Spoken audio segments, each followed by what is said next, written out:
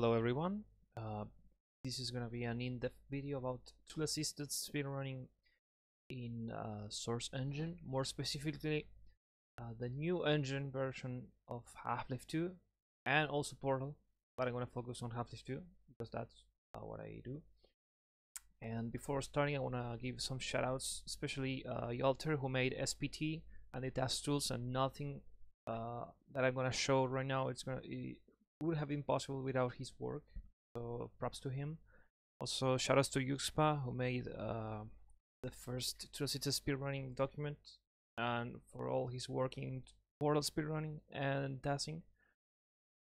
Then Rain for the updated document, and On Trigger, Rama, and all the people working on Half-Life 2 tasks right now. So shoutouts to them and the Source Runs community. So yes, this is gonna be about new engine. There's no task tools for old engine right now, so we're gonna focus on this. And the things you need for tool-assisted speedrunning, it's Half-Life 2 on Steam, obviously. You need Source Unpack. It's mandatory that you download and use this version.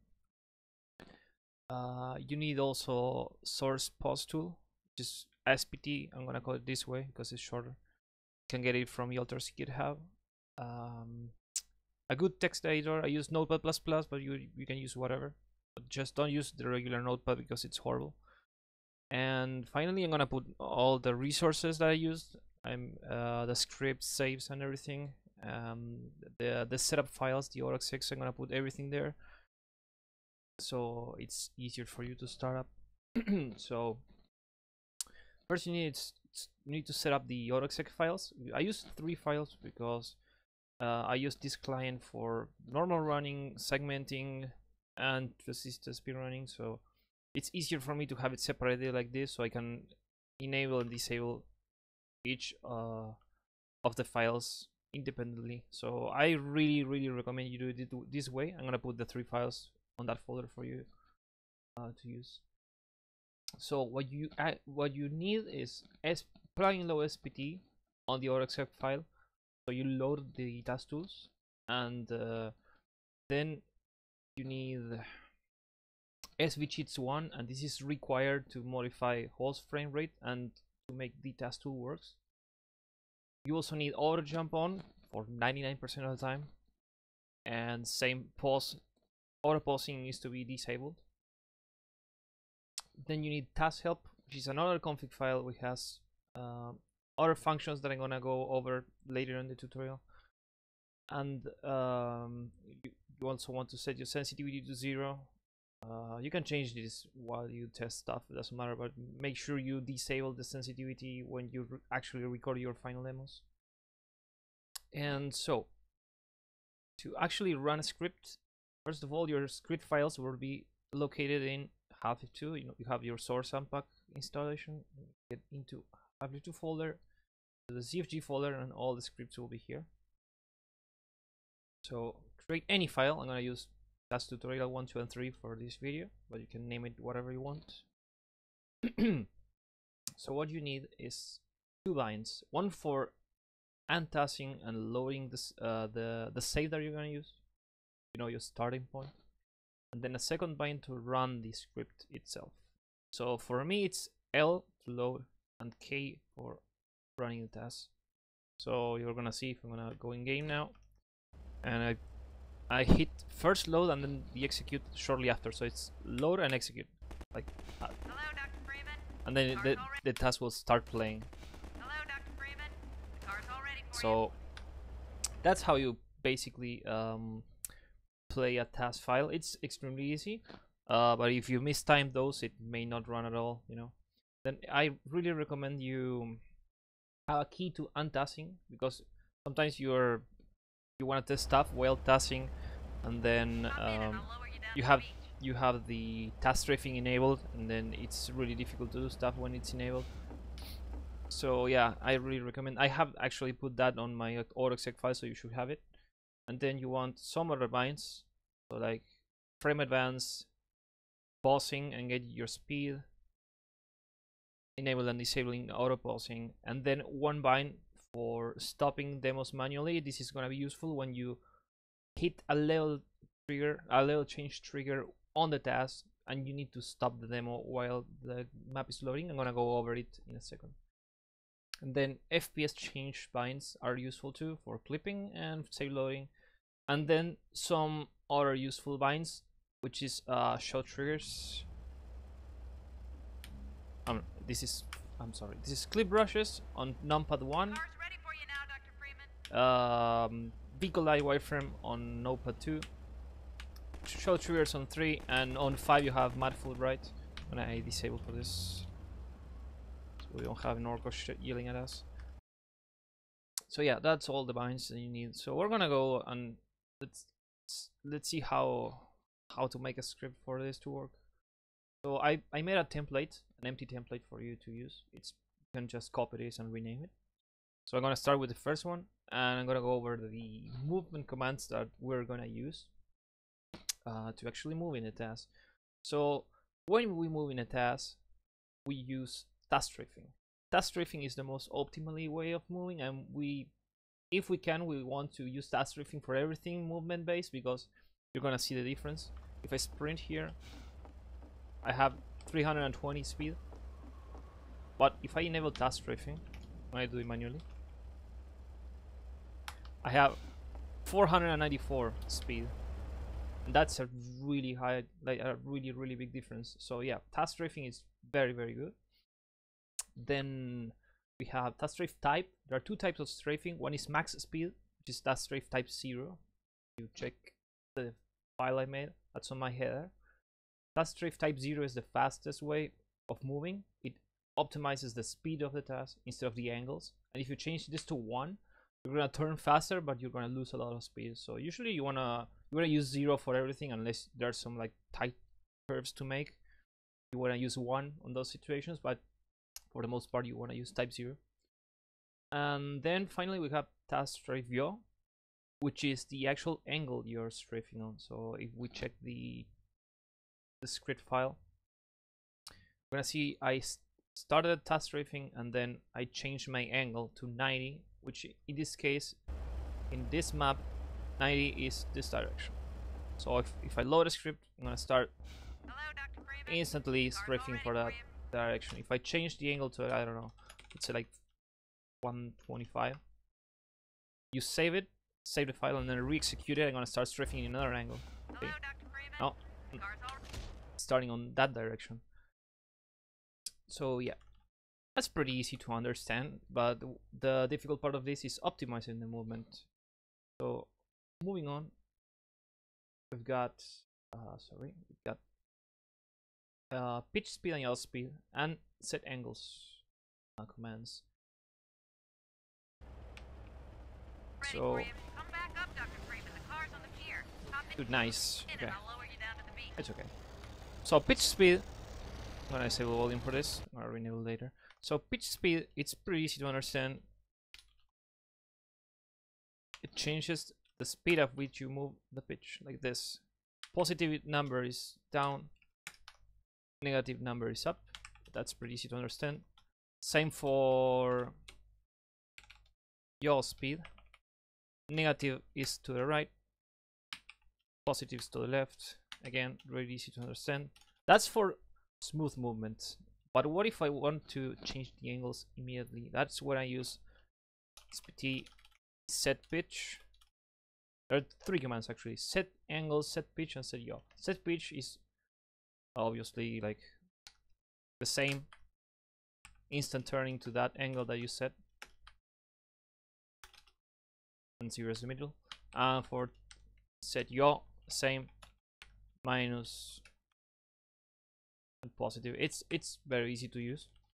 And then you have set angles, which is both at the same time. You can change both angles at the same time. So if you want to look at pitch -45 and 130 yaw, you do it on one command. It's pretty easy. So these are all the movement commands, and then you have utility commands, which are all of these. Get angles prints on the console the current angles, right? You have combined and individual. Same for the velocity. You can use get vel and get your velocity. Right now it's 0 because I'm standing, but if you move and print that, you have all the velocity, like on every angle for separate, and combined horizontal speed, the XY horizontal only. Then you get C bar. YSPT C bar is good for forcing variables to change when they cannot be changed in game, and that's specifically used for for FPS changing in real time, because usually in the game doesn't allow you to change the FPS unless you reload, you disconnect from the server and reconnect. But with SPT C bar I can do it like manually, and I actually have binds to do this like on the fly. It's super useful for testing stuff. Then you have stock save. Stock save, it's a special command. It makes a save immediately after you get stuck. This is going to be useful for clipping when I explain prop clipping in TAS and how it works. But yeah, this is the command that makes prop clipping in TAS possible, and it makes it like 10 times easier. And finally, duck spam. It's plus command. So when you put plus command, it will stay enabled until you put like minus YSPT duck spam. And what it does is it spams crouch and crouch on different surfaces. So those are the SPT movement related commands. Then we have the vanilla game commands, which are obviously the 4 strafing buttons. The 2 strafing buttons and forward and backwards. Plus jump. For jumping, obviously we have auto jumping enabled, so if you hold spacebar, you're gonna jump as soon as you hit the ground. Plus duck and toggle duck, you have the 2 versions. Plus walk, which is useful sometimes when you are standing a beach. Plus attack 2, those are the left and right click commands. Plus reload, which is for reloading weapons. Plus use, which is for grabbing items. Get pause, which is very useful for checking positions or where you are. Let's say you want to fly and end up here. When you fly, you type get pause and you get positions and angles for that specific place, and then you can recall that position anywhere you want. Let's say you want to go back to exactly that place, you just paste that and the game will put you there like this. It's super useful. Then you get plus speed, which is sprinting, and it's very useful for air strafing and accelerating at the beginning. This command is used for switching weapons, and I made a file explaining all the weapon binds and the weapon commands. I'm gonna also put this on the folder. But yeah, you get the crowbar, pistol, revolver, SMG, blah blah blah, etc. All the game weapons. Then you have fist swap, which is the same as pressing G on the keyboard, which is swapping from any weapon you have to the gravity gun. It's exactly the same as using the weapon bind for the gravity gun. You have impulse 100, which is turning on and off the flashlight. Plus zoom, which is switch zoom. Slot 1 through 7, which are all the weapon slots. And finally toggle console, which is should be self-explanatory. It's just toggling the console like that. Then you have task helper aliases. You can find them on the task help file. These are some aliases that help for tasking, like stop makes records. Stops the demo and then makes the save. Untas is, as I explained before, removes all the task commands and all the stuff that was playing back. Just ends all of that so you can move freely. Use spam is, as the name implies, it's just spamming the E key non-stop. Attack and attack 2. Those two, you see, I have plus attack and only attack. These are toggles, so it's press and release on the next frame. These are holding, and it's important because let's say the gravity gun, you need to hold attack 2 to grab an item, so you need to use plus attack 2. But instead, for attacking With any other weapon, you use toggle attack or toggle attack 2 instead of plus. What else? You have toggle jump, toggle pause, toggle walk, toggle use. These are the same as their plus counterparts, but it's a toggle, so you jump and stop jumping on the other frame. You have stop spinning. Stop spinning, it's when you have pitch speed or USB enabled and you're spinning around. Stop spin sets those speeds to 0 and you stop spinning immediately. Then finally it's back strafe and front strafe. These two are really important. We're usually going to use front strafe for everything because it's easier to go to see where we are going, but in some situations we need to use back strafe, and I can immediately think of 2 reasons. One is for when you're AVHing and grabbing a prop, you cannot look forward because you're gonna drop the prop. And second time, like the second situation you would use back strafing is for jump bugging, because as I'm gonna show later, front strafe doesn't like jump bugging at all, and you lose all your speed if you try to AVH and jump bug on the same frame. So you use back strafing for to not lose speed at all. So these are all the task commands. I suggest you to try and load any map and try to make a script using all of this, or at least some of these, and experiment how they work, because there are a lot of them. So we're gonna go into actually how to make a script. So you have the header, which should have your FPS max set to 66, host frame rate to 0.015, record your demo, and the await load command. This is important because this command waits for the map to load before outputting all the commands. Then you reset and start the ESPD timer. This is going to be useful for when you want to pause at certain frame. The SPT tracks the tick count. So let's say you start your script and you pause it here, and you want to know which tick count it is. So if you see the console, it says current timing ticks 112, so you know that point in time is 112 ticks. So it's important for scripting later on. So you untask before loading the script. You put front strafe or back strafe depending on what you need. It's usually front strafe. Type 0 usually the one we use. And these 3 are commented out. These are like speed controls. Fast, slow aliases are all in the task helper, and they change the FPS. And changing the FPS when host frame rate is set like this, it makes the game go faster and slower, and it's really useful for doing like checking what's happening frame by frame. So if I enable the slow alias, you'll see that now my game is all slowed down. I can check everything that's happening right now. So that's useful. So yeah, how to start an aviation in an optimal way. You want to duck. 9 frames later, you want to start task strafing at a certain angle. 27 frames later, you want to start jumping. That's because 27 frames, it's the time it takes from standing to full crouch. So you see my tutorial script. Start crouching at 30, and also start sprinting too, because if you don't sprint, you accelerate much slower at the beginning. So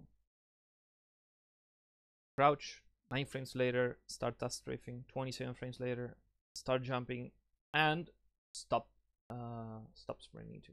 This is important because if you keep sprinting and you jump, you lose speed.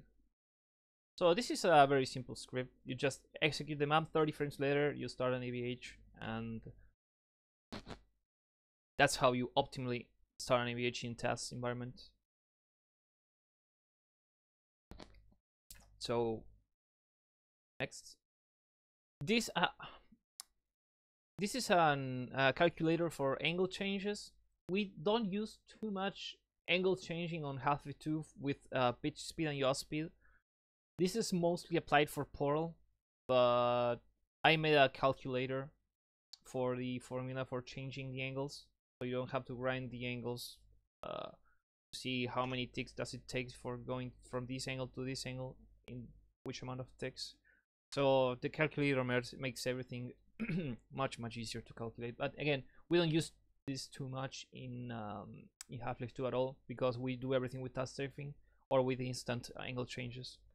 The difference that I should note is using yaw speed and pitch speed over instant angle turns. It's that it looks way better in video. That's pretty much the only reason, but as long as it works for you. Then there are some stuff that you might want to know when doing a script, is how to do a manual AVH, because sometimes the game does not like to jump in the direction we want. So you can override task strafing by using an angle change on the exact same frame that you jump. So in this case, I already know that I'm touching the ground. I'm touching the ground at 92. So I'm gonna show you how to find the tick that you're standing on the ground. So first of all, I'm using the slow for this because it's much easier pause with when you're running at 10 FPS. So I enable the slow, and I'm gonna try to see,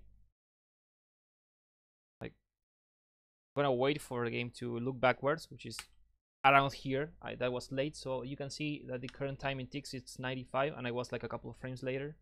So you can start trying the angles after this.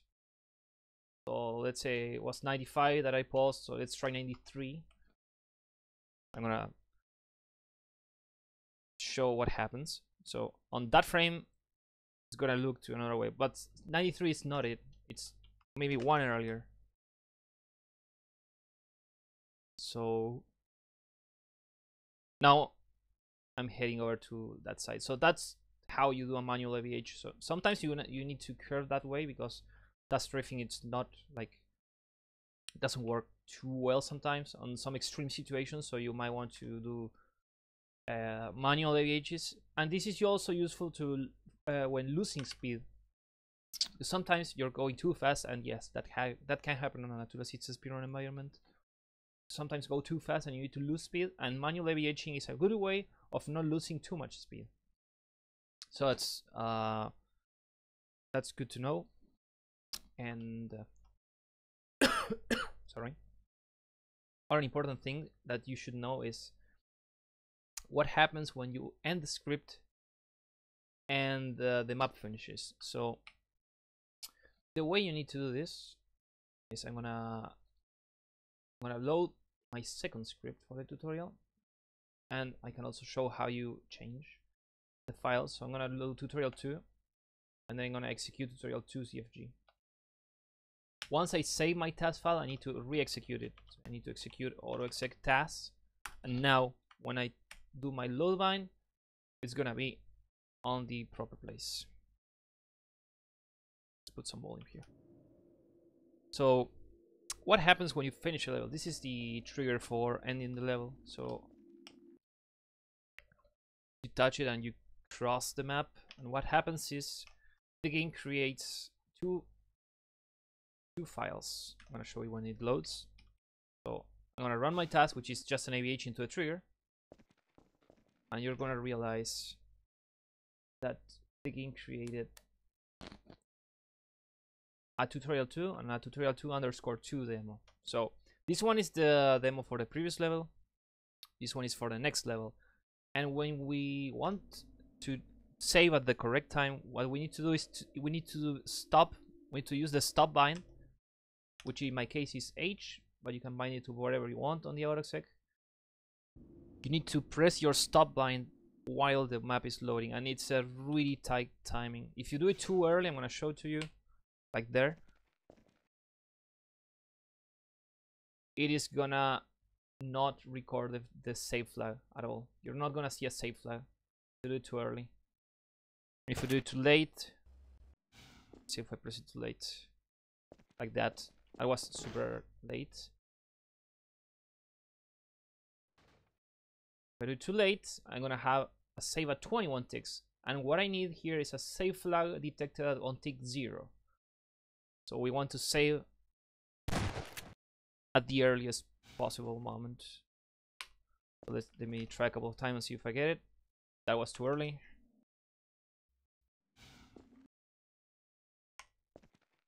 That might be good.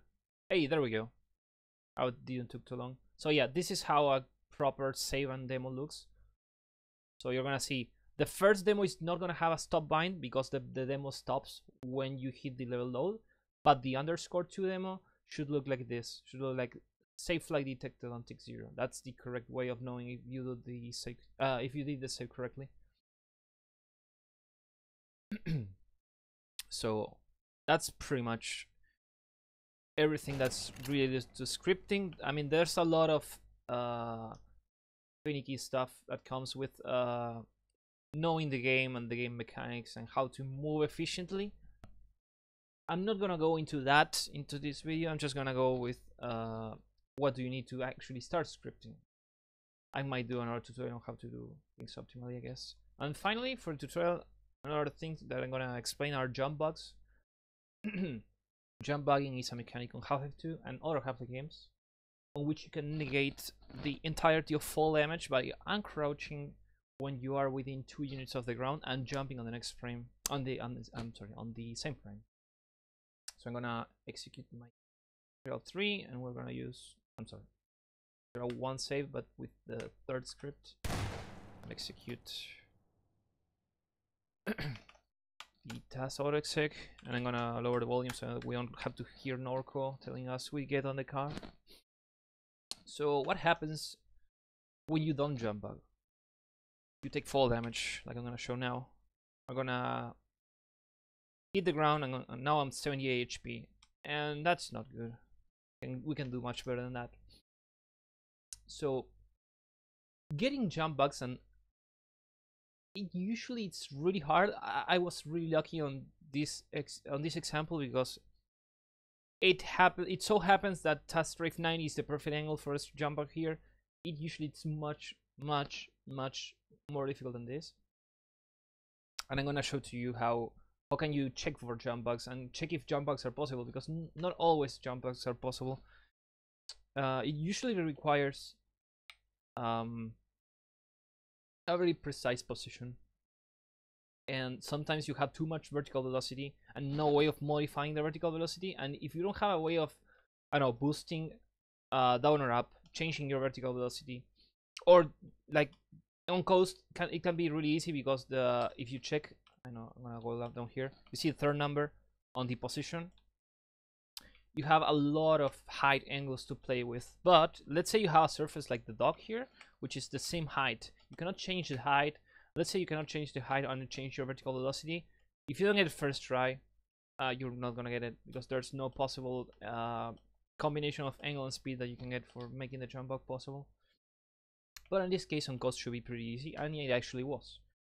So I'm gonna show to you how I managed to get a jump bug here. So I'm gonna start the same. I'm gonna start AVHing here. I'm gonna slow down so you can see what happens. So here, I wanna check for the first frame I hit the ground. So it's 213 and I still have not hit the ground. 214, 215 seems to be the frame that I touched the ground. You can tap your pause key for that, or you can use your frame advance, I think. So like that. 212, press O, 213, 14, 215. There we go. 215 is the frame that we touched the ground. So we know that at 215 we want to unduck, and that's the key part of the jump bug. When you reach the ground, you want to unduck. And for unducking, of course, you need to be ducked previously. So we're gonna also enable that. And what happens here also, it's jump bugging and front strafing are not compatible with each other. You're gonna see why now. If I don't back strafe like this, the jump bug worked. I didn't take any fall damage, but look at my speed. I lost every bit of my speed. So on the same frame you unduck, you want to back strafe. And on the next frame, of course, you want to look forward again. By the way, back strafing and front strafing doesn't make you lose speed at all, so feel free to use them both as you wish. What happens now? We're gonna run the script, and bam, I got max speed almost and no fall damage. That's a Jumpbug. So that is usually really difficult. We've been lucky that I got it like really fast, and 90 used like worked out of the box, but it's usually not that easy. But that's pretty much how you have to search for the tick that you hit the ground and duck on that frame, and if it doesn't work, you have to change your angles and see what's the good height, or the perfect height for you to actually make the jump. You have some leeway, not a lot of leeway. Let's say I change this to 91, it might work. It's probably gonna work because of the terrain. Yeah, it worked, but I lost my speed because I could not jump on that frame. So 90 works. Oh, that's good. And finally, there's two other things I want to show, which are related to prop clipping and save loading and how to record those properly. So for prop clipping in TAS, we use an auto hotkey script, which I'm gonna post. It's this one, clip.ahk. And this auto hotkey script, what it does, it's it unpauses and retries a clip again and again and again and again and again until it gets it. And if it doesn't get it in a certain amount of time, it's gonna reload the same and try again. And that way you get really fast clips. So I'm gonna make a quick example. I'm gonna load one of the actual Half-Life 2 TAS files, which is prison. Sorry, I have to disable this first. I'm gonna load our Prison of Force save, which is already ready for clipping. I'm gonna open the script again. So you need to load the save you're gonna use for clipping. You want YSPT pause enabled. You need bind O reload. You need bind I record stuck save. You can use any name, but I use stuck save for this. You want to bind mouse 3 as well with unpause, and you want to type YSPT stuck save, and then stop with a 0, which is the stop bind. Oh crap, I need to disable it again. Okay, can wait for it. Okay, there we go. So stack save, stop, and toggle console. There we go. This is important because the script will type and click, and what happens if you get the save, make the save, and the game reloads and start clipping again? You might overwrite your demos and save. So for that to not happen, once you get the stuck save, it makes the save with this name, it stops the demo and makes a save and toggles the console. Toggling the console will make the script to type the letters here instead of executing stuff in the game, so that's important.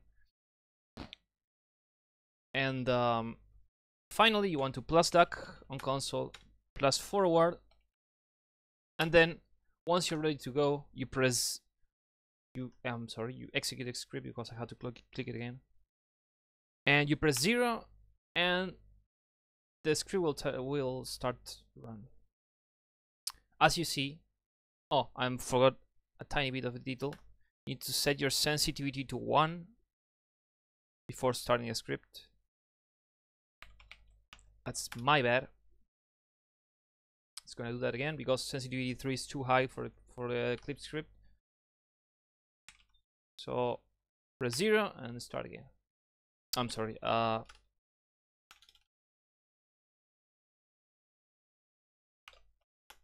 we go. So There we go. With pulse enabled, that should work. I accidentally hit my antas vine, so that's why it wasn't working. So yeah, this is basically the clip script. It's gonna attempt to perform a Propclip once and again and again and again and again. I recommend you to leave this running overnight because it takes, I don't know, 6 hours or more to actually get a script. A stack save, I mean. But yeah, that's how it works. Finally, and that's gonna be the last thing in the video. It's how to record clips and void clips. When I mean clips and void clips, I mean save loading. So there are two types. Well, not two types. I mean one type of clipping, but what I mean is you usually want for void clipping, you want 0 tick saves, and the only way to ensure you're getting 1 tick saves is by recording a demo of it. So I got this file set up, and I'm actually gonna do a test with this file. The way you do it, it's pretty much the same as when you transition a map. You want to stop the you want to hit the stop bind when the map is loading, so that way you get a 0 tick save. So we're gonna try this now. I'm gonna use the actual CD17 files. So you execute. I'm gonna use this as an example. You can use this, which is a quick testing bind. It's the same. But I'm gonna work with this as my example. So I'm gonna load 15. Just gonna take a bit. There we go. Not that one.